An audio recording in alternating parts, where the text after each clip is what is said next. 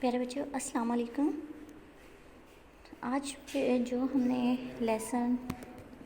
ہم نے سبق پڑھنا ہے وہ ہے چے۔ آج کا جو ہمارا سبق ہے وہ ہے چے۔ چے سے چڑیا، چے سے چیتا، چے سے چاقو۔ چاقو کا آپ کو پتہ ہے چاقو کے ساتھ ہم کیا کرتے ہیں؟ چاقو کے ساتھ ہم فروٹس کاٹتے ہیں۔ اور اس سے آگے ہے چے سے چوزا۔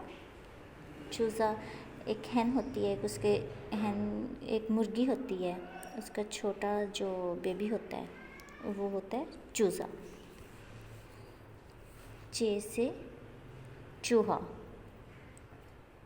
اس کو ہم دوبارہ پڑھتے ہیں۔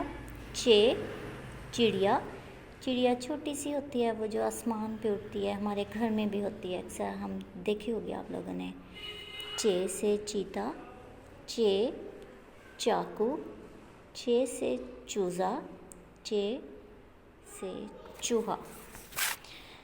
یہ بچوں یہ آج آپ لوگوں کا یہ لیسن ہے، یہ آپ نے اچھے طریقے سے سارا جو ہے اس کو یاد کرنا ہے، ٹھیک ہے؟ اللہ حافظ۔